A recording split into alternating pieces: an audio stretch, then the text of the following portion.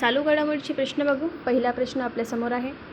यावर्षी म्हणजे 26 जानेवारीला आपण कितव्या क्रमांकाचा प्रजासत्ताक दिवस साजरा केला? तर 77वा प्रजासत्ताक दिवस आपण साजरा केला 26 जानेवारीला.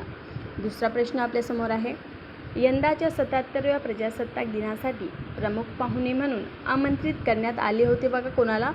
तर 77 नंबरचा प्रजासत्ताक दिवस होता. तारीख होती 26 जानेवारी आणि आपण आमंत्रित केलं होतं दुसऱ्या देशातील लोकाला. तर त्यांचं नाव आहे ॲटोनियो लुएस सॅटोस दा कोस्टा आणि उर्सुला वॉन डेर लेयन. नाव थोडे अवघड आहे, परंतु लक्षात आपल्याला ठेवायचं आहे, कारण की यावरती एक प्रश्न हमखास येतो.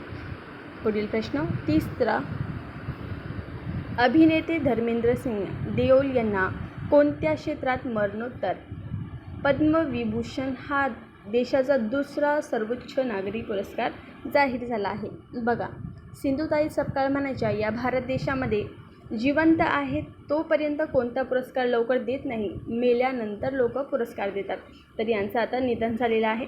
त्यांना देशाचा दुसरा सर्वोच्च पुरस्कार दिलेला आहे. त्याचं नाव काय? पद्मविभूषण. आणि ते कोणत्या क्षेत्राचे होते? कला या क्षेत्राशी संबंधित होते. 3 प्रश्न बघा यातच तयार होतात. ठीक आहे. पुढील प्रश्न 4 नंबरचा प्रश्न आहे. भारतीय क्रिकेट संघाचे माजी कर्णधार रोहित शर्माला कोणत्या क्षेत्रात पद्मश्री पुरस्कार जाहीर झाला आहे? तर क्रीडा या क्षेत्रामध्ये त्यांना पुरस्कार जाहीर झाला आहे. पुढील प्रश्न आपल्यासमोर आहे. 5 नंबरचा प्रश्न.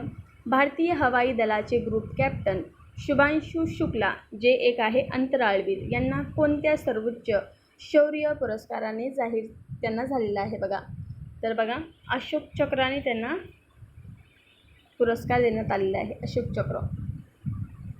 पुढील प्रश्न. ग्रेट स्लॅम एकेरी सामन्यामध्ये 400 विजय मिळवणारा पहिला खेळाडू कोण ठरला आहे? तर हा खेळाडू आहे नोव्हाक जोकोविच. ठीक आहे. पुढील प्रश्न 7 नंबरचा प्रश्न आपल्यासमोर आहे. ब्रँड फायनान्स ग्लोबल 500 रिपोर्ट्स 2026 नुसार जगातील सर्वात मौल्यवान ब्रँड कोणता आहे? तर ॲपल हा ब्रँड सर्वात मौल्यवान ब्रँड आहे जगातील. बघा, जगातील तर आपण बघितलं ॲपल, परंतु आता आपल्या भारतातील कोणता ब्रँड आहे जे सर्वाधिक मौल्यवान आहे? आता हे आपल्याला बघायचं आहे. तर बघा, ब्रँड फायनान्स ग्लोबल 500 रिपोर्ट 2026 नुसार भारतातील सर्वात मौल्यवान ब्रँड कोणता आहे? तर टाटा समूह हा सर्वात मौल्यवान ब्रँड आहे. पुढील प्रश्न आहे 9 नंबरचा. 2025चा हा प्रश्न आता आपल्यासमोर आहे. 2025चा प्रतिष्ठित इंदिरा गांधी शांतता, निःशस्त्रीकरण आणि विकास पुरस्कार कोणाला जाहीर झाला आहे? तर त्यांचं नाव आहे ग्रासा माशेल. पुढील प्रश्न आपल्यासमोर आहे. 10 नंबरचा प्रश्न आपल्यासमोर आहे. 3 मिनिटात आपण 10 प्रश्न कंप्लीट केलेले आहे. आवडत असेल तर एक लाईक, एक शेअर आणि एक सबस्क्राईब करायला विसरू नका. बघा, आता टाटा कम्युनिकेशन्स नवीन व्यवस्थापकीय संचालक MD आणि मुख्य कार्यकारी अधिकारी CEO पदी कोणाची नियुक्ती करण्यात आली आहे? तर त्यांचं नाव आहे गणेश लक्ष्मीनारायण. पुढील प्रश्न खूप महत्त्वाचा आहे. 11 नंबरचा प्रश्न. संघटित गुन्हेगारी नष्ट करण्यासाठी कोणत्या राज्यात ऑपरेशन प्रहार हा सुरू करण्यात आले आहे? तर ऑपरेशन प्रहार हे ऑपरेशन स्वदेश आहे. ऑपरेशन प्रहार, ऑपरेशन स्वदेश हे जे असतात यावरती एक प्रश्न हमखास येतो. तर ऑपरेशन प्रहार हे पंजाब या राज्यामध्ये सुरू करण्यात आलेले आहे. कशासाठी सुरू करण्यात आले आहे जर असा प्रश्न आला तर संघटित गुन्हेगारी नष्ट करण्यासाठी. ऑपरेशनचं नाव ऑपरेशन प्रहार. पुढील प्रश्न आहे 12 नंबरचा.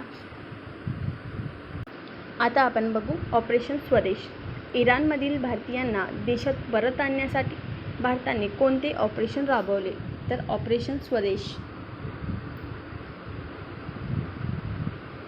पुढील प्रश्न आहे 13 नंबरचा.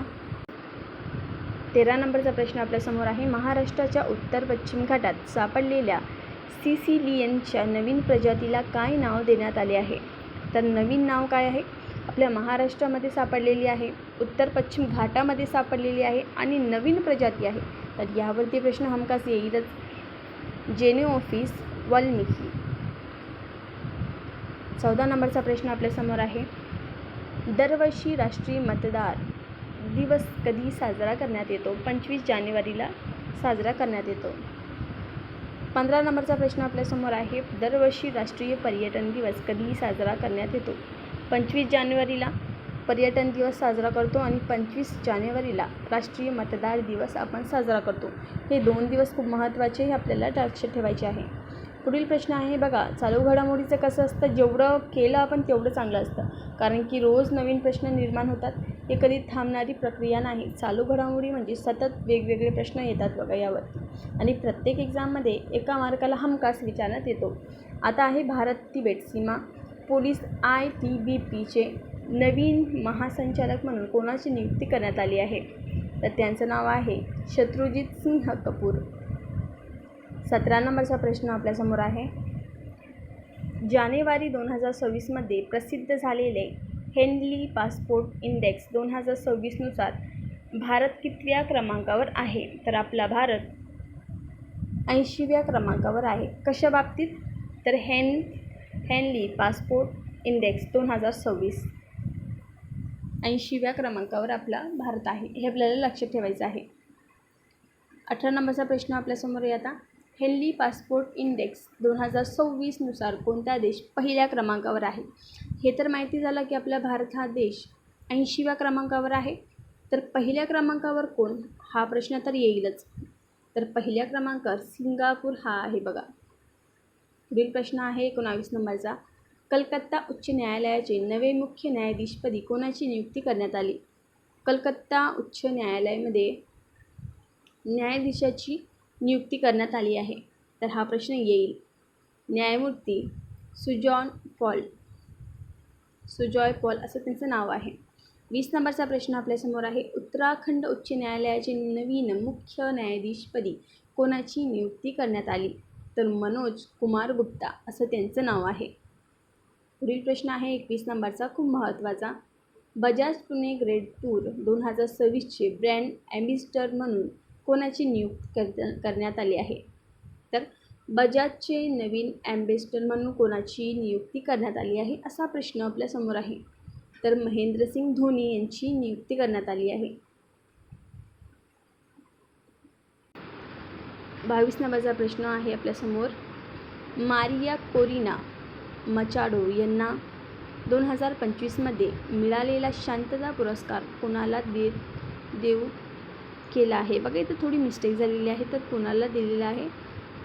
Donald Trump.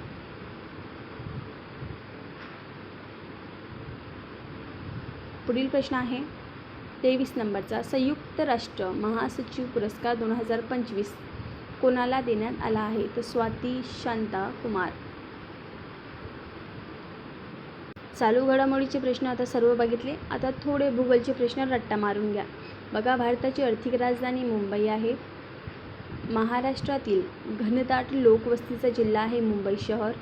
आणि बघा, महाराष्ट्रातील तांदळाचे कोठार आहे रायगड. महाराष्ट्रातील मिठांचा जिल्हा रायगड आहे. मुंबईचा परसबाग आहे नाशिक. महाराष्ट्रातील देशभक्त व समाजसेवकाचा जिल्हा रत्नागिरी आहे. मुंबईचा गवळीवाडा आहे बघा नाशिक. द्राक्षांचा जिल्हा आहे आपला नाशिक. आदिवासींचा जिल्हा आहे नंदुरबार. बघा, महाराष्ट्रातील कापसाचे शेत आहे जळगाव. महाराष्ट्रातील कापसाचा जिल्हा यवतमाळ. संत्र्यांचा जिल्हा आहे नागपूर. महाराष्ट्रातील कापसाची बाजारपेठ अमरावती या ठिकाणी भरते. जंगलाचा जिल्हा गडचिरोली. महाराष्ट्रातील केळीचा बागा आहे बघा जळगाव या जिल्ह्यामध्ये. साखर कारखान्याचा जिल्हा आहे अहिल्यानगर. क्षेत्रफळाने सर्वात मोठा जिल्हा अहिल्यानगर आहे.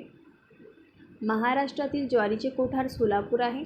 महाराष्ट्रातील गुळाचा जिल्हा आहे कोल्हापूर. कुस्तीगिरांचा जिल्हा आहे कोल्हापूर. लेणींचा जिल्हा आहे छत्रपती संभाजीनगर. पुढे आहे महाराष्ट्रातील 52 दरवाजाची शहर छत्रपती संभाजीनगर या जिल्ह्यामध्ये आहे. बघा, हे काही महत्त्वाचे होते भूगोलचे प्रश्न. आणि मागाशी आपण बघितले ते चालू घडामोडीचे प्रश्न होते. तुमच्या कोणत्याही एक्झामसाठी महत्त्वाची ठरतील बघा. जय हिंद, जय महाराष्ट्र.